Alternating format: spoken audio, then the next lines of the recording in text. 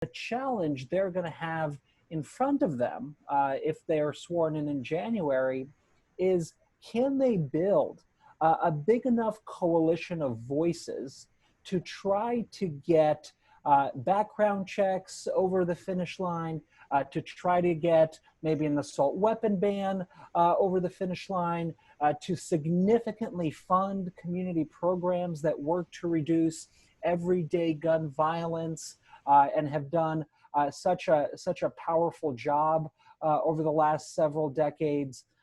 That to me is really a challenge, because we know, and certainly the vice president knows, that in 2013, even after 20 kids were gunned down at Newtown in Sandy Hook, in the Sandy Hook school, 20 kids and 6 staff members, even when there was a sense in the beginning of that fight that maybe this was finally going to be the shooting that was going to actually get those reforms over the finish line, ultimately they failed.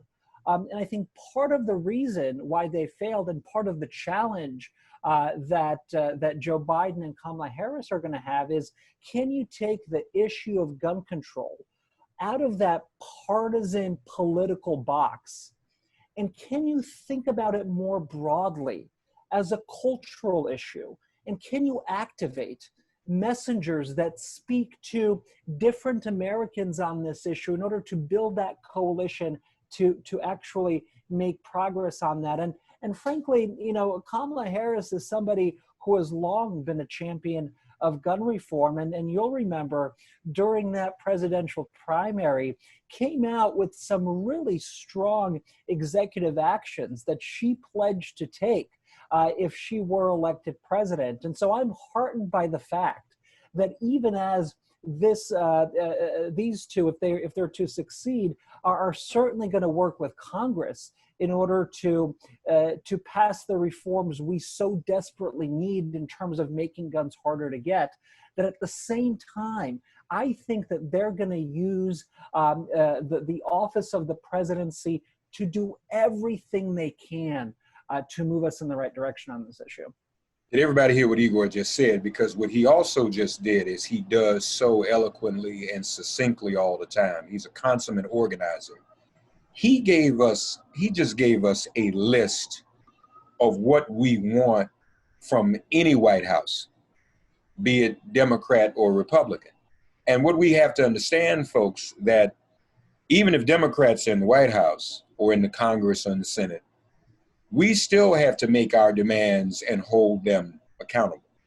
You know, what I've been saying to some of our other nonpartisan friends, Igor, and even nonprofit friends, that it's really like being in the playoffs in a major sport.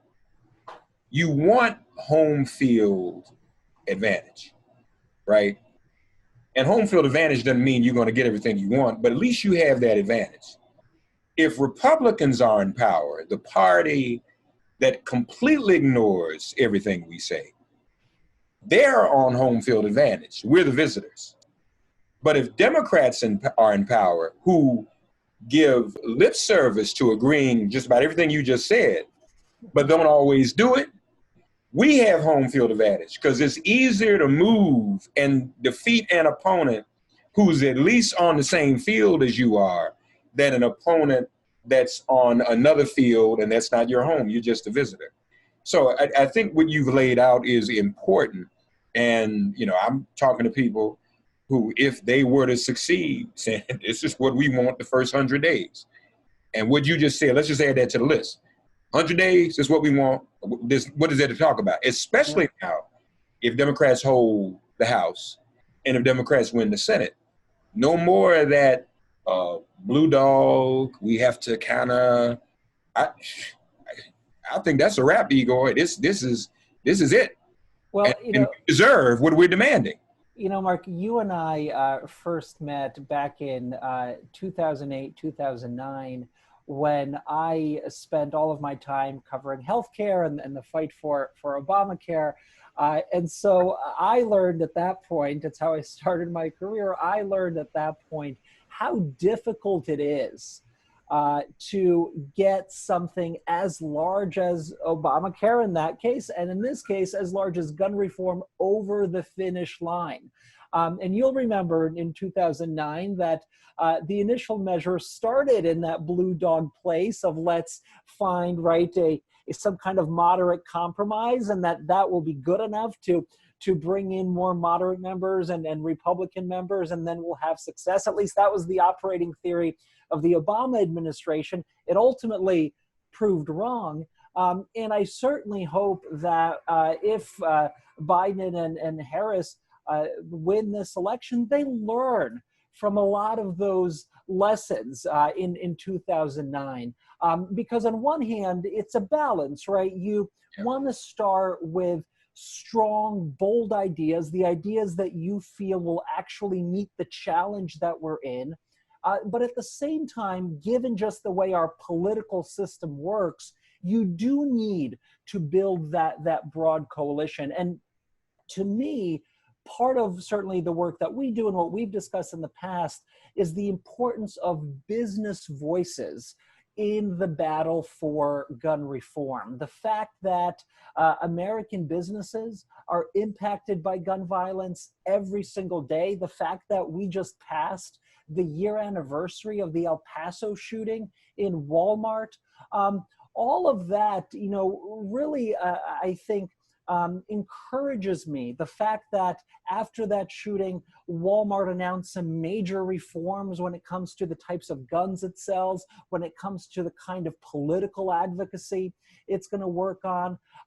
I'm encouraged that businesses in this country are starting to recognize that gun reform is and should be a business priority in the same way that environmental issues are a business priority, in the same way that diversity issues are a business priority. And so they're going to need to be part of any effort to reform our gun laws, but they also need to start within their own scope. They need to ensure that they're not just talking about Black Lives Mattering, that they're actually investing in Black and brown communities, particularly communities that are disproportionately impacted by gun violence. They need to make sure that their hiring practices are such that people who've been in the criminal legal system are able to find jobs in those companies, are able to advance in those companies. All of us need to work together to reduce gun violence. And again, it's going to take a big coalition of voices.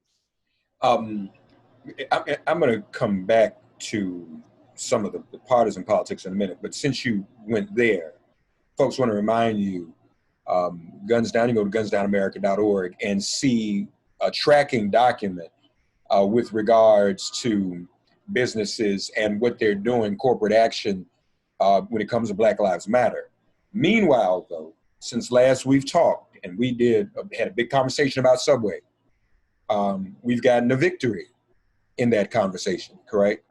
Tell us about that. Yes, so listeners and viewers will remember that on May 1st, I believe it was May 1st, we saw in a Subway in Raleigh, North Carolina, a number, I think it was 7 or 8, heavily armed individuals carrying assault rifles, carrying handguns, wearing military fatigue, walk into that Subway location, order some food, and then on their way out, one of those individuals very openly intimidated a Black family that was just walking their kids on the street. One of them in a photo appeared to give the Hitler salute to that couple. And, it was really quite horrific. It was part of what folks will certainly remember and is still frankly going on, which is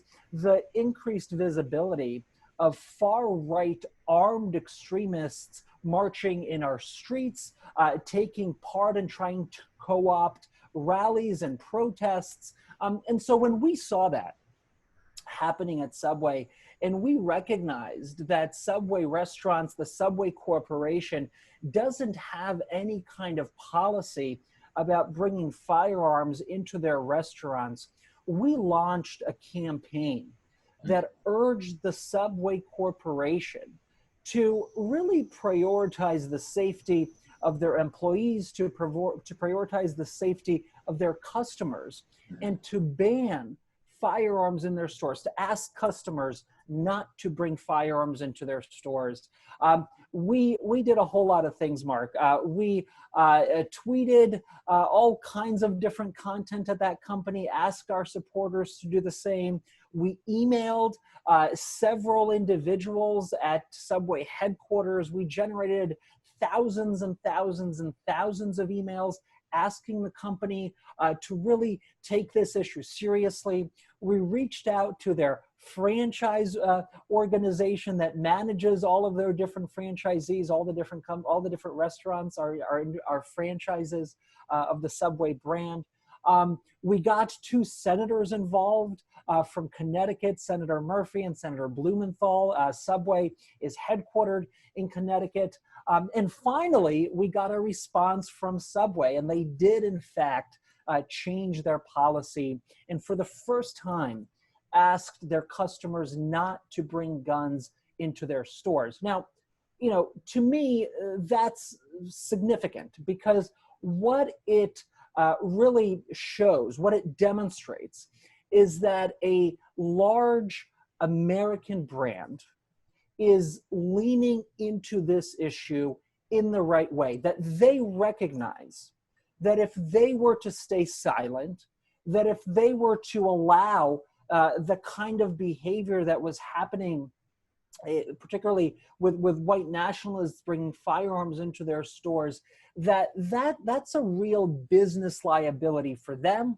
It's a business liability for their brand. And hopefully somewhere in there, they thought that keeping their community safe was important, and I'm sure it was a part of it.